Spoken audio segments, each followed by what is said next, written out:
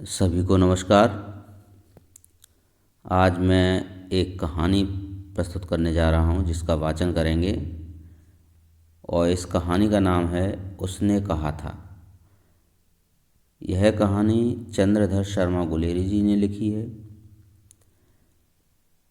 यह कहानी एक संदेश देती है कि एक वीर सैनिक को अपने देश, अपनी सेना, अपने साथियों के लिए बड़ी से बड़ी कुर्बानी देने से पीछे नहीं हटना चाहिए। और एक सच्चा वीर वही है जिसके हृदय में वीरता के साथ साथ दया, प्रेम, संवेदनशीलता, बलिदान की भावना, इन सभी का सही रूप में समावेश हो। चलिए शुरू करते हैं आज की इस कहानी का वाचन। यह कहानी थोड़ी लंबी है, हो सकता है मैं क्रमशः इसके वीडियो बनाऊं, तो उस संदर्भ में देखा जाए तो यह वीडियो क्रमांक 1 है। चलिए शुरू करते हैं। उसने कहा था, चंद्रधर शर्मा गुलेरी जी की रचना है ये, और ये कहानी विधा में है। बड़े बड़े शहरों के इक्के गाड़ी वालों की जवान के कोड़ों से जिनकी पीठ छिल गई है और कान पक गए हैं, उनसे हमारी प्रार्थना है कि अमृतसर के बम्बू कार्ड वालों की बोली का मरहम लगावें। जब बड़े बड़े शहरों की चौड़ी सड़कों पर घोड़ों की पीठ चाबुक से धुनते हुए इक्के वाले कभी घोड़े की नानी से अपना निकट संबंध स्थिर करते हैं, कभी राह चलते पैदलों की आँखों के न होने पर तरस खाते हैं, कभी उनके पैरों की उंगलियों के पोरों को चींथ कर अपने ही को सताया हुआ बताते हैं, और संसार भर की ग्लानि, निराशा, क्षोभ के अवतार बने नाक की सीध चले जाते हैं। तब अमृतसर में उनकी बिरादरी तंग चक्करदार गलियों में हर एक लड्डी वाले के लिए ठहर कर सब्र का समुद्र उमड़ा कर बचाओ खालसा जी, ठहर कर सब्र का समुद्र उमड़ा कर बचा लो खालसा जी। हटो भाई, ठहरना भाई, आने दो लाला जी, हटो बाछा, कहते हुए सफ़ेद फेंटों, खच्चरों और बत्तखों, गन्ने और खोमचे वाले भारे वालों के बीच में से राह खेते हैं। क्या मजाल है कि जी और साहब बिना सुने किसी को हटना पड़े। यह बात नहीं कि उनकी जीभ चलती नहीं, पर मीठी छुरी की तरह महीन मार करती हुई यदि कोई बुढ़िया बार बार चेतावनी देने पर भी लीक से नहीं हटती, तो उनकी वचनावली के ये नमूने हैं। हट जा जीणे जोगिए, हट जा काम कर्मा वालिए, हट जा पूता प्यारिए, बच जा लंबी वालिए। समष्टि में इनके अर्थ हैं कि तू जीने योग्य है, तू भाग्यों वाली है, पुत्रों को प्यारी है, लंबी उम्र तेरे सामने है, तू क्यों मेरे पहिए के नीचे आना चाहती है, बच जा।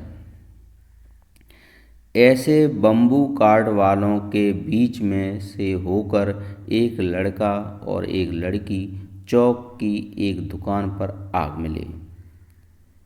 उसके बालों और इसके ढीले सुधरे सुथने से जान पड़ता था कि दोनों सिख हैं। वह अपने मामा के केश धोने के लिए दही लेने आया था और यह रसोई के लिए बड़ियाँ। दुकानदार एक परदेसी से गुथ रहा था जो शेर भर गीले पापड़ों की गड्डी को गिने बिना हटता न था। तेरे घर कहाँ है? मगरे में। और तेरे? मोड़े में। यह कहाँ रहती है? अतर सिंह की बैठक में। वे मेरे मामा होते हैं। मैं भी मामा के यहाँ आया हूँ। उनका घर गुरु बाजार में है।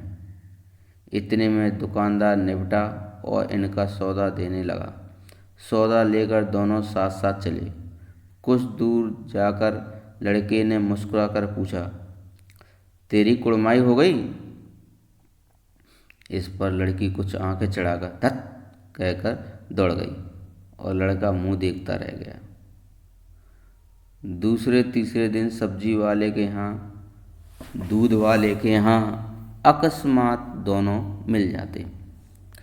महीना भर यही हाल रहा। 2-3 बार लड़के ने फिर पूछा, तेरी कुड़माई हो गई? और उत्तर में वही धत मिला। एक दिन जब फिर लड़के ने वैसे ही हंसी में चिढ़ाने के लिए पूछा तो लड़की लड़के की संभावना के विरुद्ध बोली, हाँ हो गई। कब? कल। देखते नहीं यह रेशम से कड़ा हुआ सालू? लड़की भाग गई। लड़के ने घर की राह ली। रास्ते में एक लड़के को मोरी में धकेल दिया। एक छावड़ी वाले की दिन भर की कमाई खोई। एक कुत्ते पर पत्थर मारा और एक गोभी वाले के ठेले में दूध उलेड़ दिया। सामने नहाकर आती हुई किसी वैष्णवी से टकराकर अंधे की उपाधि पाई। तब कहीं घर पहुंचा। राम राम, यह भी कोई लड़ाई है? दिन रात खंदकों में बैठे हड्डियां अकड़ गईं। लुधियाना में 10 गुना जाड़ा और मेह और बर्फ पर ऊपर से पिंडलियों तक कीचड़ में धंसे हुए हैं। जमीन कहीं दिखती नहीं। घंटे 2 घंटे में कान के पर्दे फाड़ने वाले धमाके के साथ सारी खंदक हिल जाती है और 100-100 गज धरती उछल पड़ती है। इस गैबी गोले से बचे तो कोई लड़े। नगरकोट का जलजला सुना था। यहाँ दिन में 25 जलजले होते हैं। जो कहीं खंदक से बाहर साफा या कोहनी निकल गई तो चटाक से गोली लगती है। न मालूम बेईमान मिट्टी में लेटे हुए हैं या घास की पत्तियों में छिपे रहते हैं। लहना सिंह और 3 दिन हैं। 4 तो खंदक में बिता ही दिए। परसों रिलीफ हो जाएगी और फिर 7 दिन की छुट्टी। अपने हाथों झटका करेंगे और पेट भर खाकर सो रहेंगे। उसी फिरंगी मैम के बाग में मखमल का सा हरा घास है। फल और दूध की वर्षा कर देती है। लाख कहते हैं, दाम नहीं लेती। कहती है, तुम राजा हो, मेरे मुल्क को बचाने आए हो। 4 दिन तक एक पलक नींद नहीं मिली। बिना फेरे घोड़ा बिगड़ता है और बिना लड़े सिपाही। मुझे तो संगीन चढ़ाकर मार्च का हुक्म मिल जाए। फिर 7 जर्मनों को अकेला मारकर न लोहू को खुद तो मुझे दरबार साहब की देहली पर मत्था टेकना नसीब न हो। पाजी कहीं के कलों के घोड़े संगीन देखते ही मुंह फाड़ लेते हैं और पैर पकड़ने लगते हैं तो अंधेरे में 30-30 मन का गोला फेंकते हैं। उस दिन धावा किया था। 4 मील तक एक जर्मन नहीं छोड़ा था। पीछे जनरल ने हट जाने का कमान दिया था। नहीं तो सीधे बर्लिन पहुंच जाते। क्यों? सूबेदार हजारा सिंह ने मुस्कुराकर कहा, लड़ाई के मामले जमादार या नायक के चलाए नहीं चलते। बड़े अफसर दूर की सोचते हैं। 300 मील का सामना है। एक तरफ बढ़ गए तो क्या होगा? सूबेदार जी, सच है, लहना सिंह बोला, पर करें क्या? हड्डियों में जो जाड़ा भैंस गया है। सूर्य निकलता नहीं। और खाई में दोनों तरफ से चंबे की बावलियों के से सोते हुए रहते हैं। चंबे की बावलियों के से सोते द्वार रहे हैं, एक धावा हो जाए तो गर्मी निकल जाए।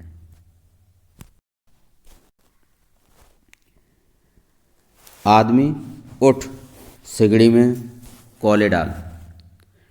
वजीरा, तुम 4 जने बाल्टियां लेकर खाई का पानी बाहर फेंको। महासिंह, शाम हो गई है, खाई के दरवाजे का पहरा बदल दे। यह कहते हुए सूबेदार सारी खंदक में चक्कर लगाने लगे। वजीरा सिंह पलटन का विदूषक था। बाल्टी में गेंदला पानी भरकर खाई के बाहर फेंकता हुआ बोला, मैं पाथा बन गया हूँ। करो जर्मनी के बादशाह का तर्पण। इस पर सब खिलखिला पड़े और उदासी के बादल फट गए। लहना सिंह ने दूसरी बाल्टी भरकर उसके हाथ में देकर कहा, अपनी बाड़ी के खरबूजों में पानी दो। ऐसा खाद का पानी पंजाब भर में नहीं मिलेगा। हाँ, देश क्या है, स्वर्ग है। मैं तो लड़ाई के बाद सरकार से 10 गुना जमीन यहाँ मांग लूँगा और फलों के बूटे लगाऊंगा। लाड़ी होरों को भी यहाँ बुला लोगे, या वहीं दूध पिलाने वाली फरंगी मैम। चुप कर, यहाँ वालों को शर्म नहीं। देश देश की चाल है। आज तक मैं उसे समझा न सका कि सिख लड़ाकू नहीं पीते, सिख तंबाकू नहीं पीते। वह सिगरेट देने में हट करती है, होठों में लगाना चाहती है और मैं पीछे हटता हूँ तो समझती है कि राजा बुरा मान गया, अब मेरे मुल्क के लिए लड़ेगा नहीं। अच्छा, अब बोधा सिंह कैसा है? अच्छा, जैसे मैं जानता ही न हूँ। रात भर तुम अपने कंबल उसे उड़ाते हो और आप सिगड़ी के सहारे गुजर कर करते हो। उसके पहरे पर आप पहरा दे आते हो, अपने सूखे लकड़ी के तख्तों पर उसे सुलाते हो। आप कीचड़ में पड़े रहते हो, कहीं तुम न मांदे पड़ जाना। जाड़ा क्या है, मौत है, और निमोनिया से मरने वालों को मुरब्बे नहीं मिला करते। मेरा डर मत करो, मैं तो बुलेल की खड्ड के किनारे मरूंगा। भाई कीरत सिंह की गोली पर मेरा सिर होगा और मेरे हाथ लगाए हुए आंगन के आम के पेड़ की छाया होगी। वजीरा सिंह ने त्योरियां चढ़ाकर कहा, क्या मरने मारने की बात लगाई है? मरे जर्मनी और तुर्क। हाँ भाइयों, कैसे? दिल्ली शहर में पिशोर के जान दिए, कर लेना लोना लोंगा दा व्यापार मड़िए, कर लेना नादेड़ा सोड़ा अड़िए। ओए लाड़ा चाटा का कदुए में हूँ, कद्दू बढ़िया वे मज़ेदार गोरिए। हुड़ लाड़ा चटाका कदुए मुँह। कौन जानता था कि दाढ़ी वाले घरवारी सिख ऐसा तुच्चों का गीत गाएंगे। पर सारी खंदक इस गीत से गूंज उठी और सिपाही फिर ताजे हो गए, मानो 4 दिन से सोते और मौज ही करते रहे हों।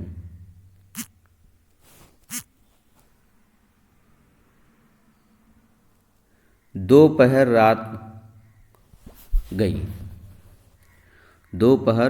रात गई है, अंधेरा है, सन्नाटा छाया हुआ है। बोधा सिंह खाली बिस्कुटों के 3 टिनों पर अपने दोनों कंबल बिछाकर और लहना सिंह के 2 कंबल और एक बरान कोट ओढ़कर सो रहा है। लहना सिंह पहरे पर खड़ा हुआ है, एक आंख खाई के मुंह पर है और एक बोधा सिंह के दुबले शरीर पर। बोधा सिंह कहा, क्यों बोधा भाई, क्या है? पानी पिला दो। लहना सिंह ने कटोरा उसके मुंह से लगाकर पूछा, कहो कैसे हो? पानी पीकर बोधा बोला, अपनी कंपनी छूट रही है, रोम रोम में तार दौड़ रहे हैं, दांत बज रहे हैं। अच्छा, मेरी जर्सी पहन लो। और तुम? मेरे पास सिगड़ी है और मुझे गर्मी लगती है, पसीना आ रहा है। ना, मैं नहीं पहनता। 4 दिन से तुम मेरे लिए। हाँ, याद आई, मेरे पास दूसरी जर्सी है, आज सवेरे ही आई है, विलायत से बुन बुन कर भेज रही है। मैं गुरु उनका भला करे। यों कहकर लहना अपना कोट उतारकर जर्सी उतारने लगा। सच कहते हो? और नहीं झूठ? यों कहकर नहीं करते बोधा को जबरदस्ती उसने जर्सी पहना दी और आप खाकी कोट और जीन का कुर्ता भर पहनकर पहरे पर आ खड़ा हुआ। मैम की जर्सी की कथा केवल कथा थी। आधा घंटा बीता। इतने में खाई के मुंह से आवाज़ आई, सूबेदार लहना सिंह। कौन लेफ्टिनेंट साहब? हुक्म हुजूर, कहकर सूबेदार तनकर फौजी सलाम करने सामने आया। देखो, इस धावा करना होगा, इसी दम धावा करना होगा। मील भर की दूरी पर पूरब के कोने में एक जर्मन खाई है, उसमें 50 से ज़्यादा जर्मन भाई हैं। जर्मन नहीं हैं, माफ़ कीजिए, उसमें 50 से ज़्यादा जर्मन नहीं हैं। इन पेड़ों के नीचे नीचे 2 खेत काट कर रास्ता है, 3-4 घुमाव हैं, जहाँ मोड़ हैं वहाँ 15 जवान खड़े कर आया हूँ। तुम यहाँ 10 आदमी छोड़कर सबको साथ लेकर उनसे जा मिलो।